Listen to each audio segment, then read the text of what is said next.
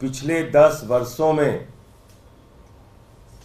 भारत के लोकतंत्र को किस तरह से खत्म करने की कोशिश की गई है, पिछले 10 वर्षों में ऑपरेशन लोटस चलाकर अलग अलग सरकारों को कैसे गिराने की कोशिश की गई है, इसका जीता जागता उदाहरण आप लोगों के सामने है।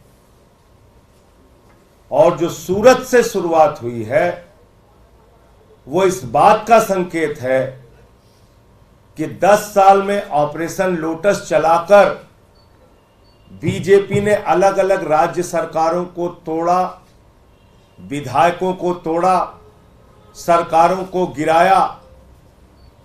लेकिन 2024 के बाद इस देश में चुनाव नहीं होगा। सूरत इसकी शुरुआत है। सूरत तो झांकी है, पूरा देश बाकी है। पूरे देश में भारतीय जनता पार्टी चुनाव खत्म करेगी। मैं 140 करोड़ लोगों से निवेदन करना चाहता हूं, यह आपका अंतिम चुनाव है।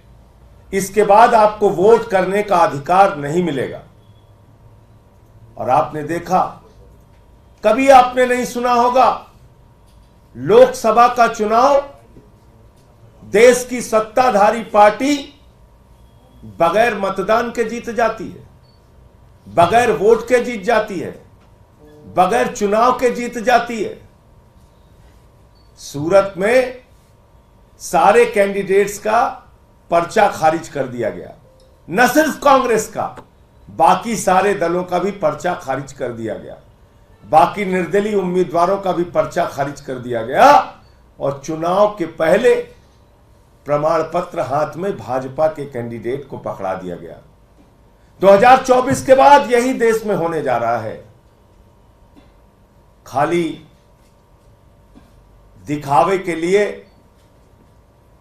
एक संविधान होगा जो नागपुर का आरएसएस का संविधान होगा, जिसमें आरक्षण की व्यवस्था नहीं होगी, जिसमें किसान के अधिकार की बात नहीं होगी, जिसमें महिलाओं के, युवाओं के रोजगार की बात नहीं होगी, उनके सुरक्षा की बात नहीं होगी। एक आरएसएस का संविधान होगा। बाबा साहब डॉक्टर भीमराव अंबेडकर के द्वारा लिखे गए संविधान को खत्म किया जाएगा, आरक्षण को खत्म किया जाएगा, चुनाव को खत्म किया जाएगा।